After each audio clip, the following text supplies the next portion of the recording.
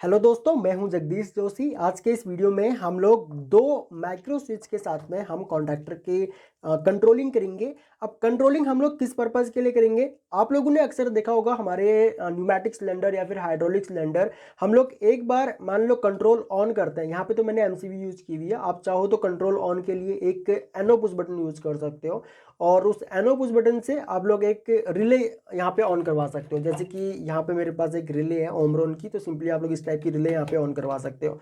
Okay, तो जैसे हम लोग कंट्रोल ऑन करके अपनी मशीन को स्टार्ट करते हैं, तो स्टार्ट करते ही होता क्या है कि हमारा जो सिलेंडर होता है हाइड्रोलिक या न्यूमेटिक सिलेंडर, वो कंटिन्यू अप डाउन होता रहता है।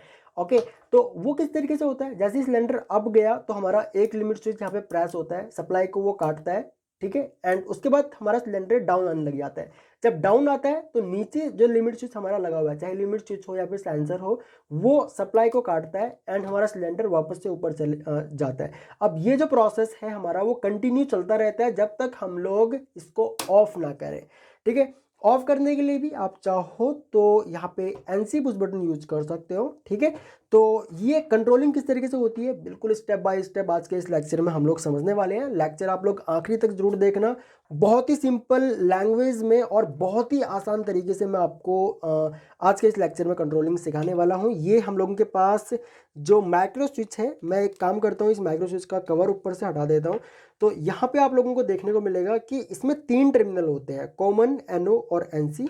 और सेम इसी तरीके से यहाँ पर भी आप लोगों को मिलेगा। अगर इसका भी अगर हम लोग कवर निकाल देना तो यहाँ पर भी देखो हमको 3 टर्मिनल मिलेंगे, कॉमन, एनओ और एनसी। तो यहाँ पे हम लोग देखो कंट्रोलिंग किस तरीके से करेंगे। कंट्रोलिंग हम लोग कुछ इस तरीके से करेंगे कि देखो बहुत ही सिंपल तरीके से मैं आपको यहाँ पे कंट्रोलिंग समझाऊंगा और आप बिल्कुल समझ जाओगे। और सारा खेल जो है ना यहाँ पे वो एनओ एनसी का ही है कि किस तरीके से आप लोग एनओ एनसी की यहाँ पे कंट्रोलिंग कर रहे हो। ओके, तो यहाँ पे मैं क्या काम करूँगा, यहाँ पे मैं एक वायर लूँगा अपने एमसीवी के आउटपुट से, और एमसीवी के आउटपुट से वायर लेने के बाद हम लोग क्या काम करेंगे, हम लोग यहाँ पे मतलब 2 वायर कनेक्ट करेंगे अपने इस माइक्रो स्विच में। तो यहाँ पे मान के चलो कि मैं 2 वायर कनेक्ट करता हूँ, तो ये दोनों ही वायर्स में यहाँ पे ट्विस्ट कर देता हूँ। और उसके बाद जो हमारा माइक्रो स्विच है, इस माइक्रो स्विच के हम लोग कॉमन वाले टर्मिनल पे इस वायर को कनेक्ट कर देते हैं, ठीक है। तो ये मैंने यहाँ पे वायर कनेक्ट कर दी। अब इस दूसरी वाली वायर को मैं क्या काम करूँगा, मैं इसको कनेक्ट करूँगा इस माइक्रो स्विच के कॉमन वाले टर्मिनल पे, ठीक है। तो इस तरीके से क्या होगा कि हमारे दोनों ही माइक्रो स्विच के कॉमन वाले टर्मिनल पे यहाँ पे सप्लाई पहुँच जाएगी। ओके, तो यहाँ पर भी देखो कॉमन वाले टर्मिनल पे हमारी वायर कनेक्ट हो गई। तो उसके बाद यहाँ पे मैं क्या काम करूँगा, मैं एक वायर लूँगा और उस वायर को कनेक्ट करूँगा अपने कॉन्टैक्टर के, जो मतलब हमारा एनो कॉन्टैक्ट है कॉन्टैक्टर का, उसके 14 नंबर वाले टर्मिनल पे मान के चलो मैं इस वायर को कनेक्ट कर देता हूँ इस तरीके से, ठीक है दोस्तों। एंड उसके बाद जो इस वायर का दूसरा वाला सिरा है हम लोगों का, इसको हम लोग कनेक्ट करेंगे अपने माइक्रो स्विच के एनसी वाले टर्मिनल पे, ठीक है। तो ये हम लोगों का यहाँ पे एनसी टर्मिनल है, मैं सिंपली इस वायर को यहाँ पे कनेक्ट कर देता हूँ। ओके, तो ये वायर मैंने यहाँ पे कनेक्ट कर दी एनसी पे। अब यहाँ पे मैं क्या काम करूँगा, मैं कॉन्टैक्टर के कॉइल पे एक वायर कनेक्ट करूँगा, ठीक है। और जो भी मैं यहाँ पे कनेक्शन कर रहा हूँ उसका सर्किट डायग्राम मैं आप लोगों को हमारे इंस्टाग्राम हैंडल पे शेयर कर दूंगा, या फिर आप टेलीग्राम से सिंपली डायग्राम आप लोग डाउनलोड कर सकते हो। ओके, अब ये जो वायर है हम लोगों की जो मैंने कॉइल पे कनेक्ट की हुई है, इसको मैं कनेक्ट करूँगा अपने जो ये वाला मैक्रो स्विच है इसके एनो कॉन्टैक्ट पे। ओके, तो मैं एक काम करता हूँ, इसका एनो वाला जो टर्मिनल है वो ये वाला है, तो इसके एनो टर्मिनल पे हम लोग इस वायर को सिंपली इस तरीके से कनेक्ट कर देते हैं। ओके, तो ये हम लोगों का यहाँ पे कनेक्ट हो जाएगा एंड इसको यहाँ पे मैं इसके टाइट कर देता हूँ। तो ये हम लोगों ने यहाँ पे एनो पे इस वायर को कनेक्ट कर दिया। उसके बाद सेम प्रोसेस हम लोग फॉलो करेंगे इस वाले कॉन्टैक्टर के साथ में भी। तो मैं अगेन यहाँ पे एक वायर कनेक्ट करता हूँ इस कॉन्टैक्टर के 14 नंबर वाले टर्मिनल पे, ठीक है। तो ये वायर हम लोगों की यहाँ पे कनेक्ट हो गई और उसके बाद हम लोग इस वायर को सिंपली कनेक्ट करेंगे अपने माइक्रो स्विच के एनसी वाले टर्मिनल पे, ठीक है। तो ये मेरा यहाँ पे एनसी वाला टर्मिनल है और इसके भी हम लोग स्क्रू यहाँ पे टाइट कर देते हैं। ओके, तो ये हो गया हमारा। उसके बाद अगेन मैं क्या काम करूँगा, इस कॉन्टैक्टर की कॉइल पे 2 वायर कनेक्ट करूँगा। ठीक है, जैसे मैंने यहाँ पे किया था, तो कॉइल पे मैं 2 वायर कनेक्ट कर देता हूँ जल्दी से।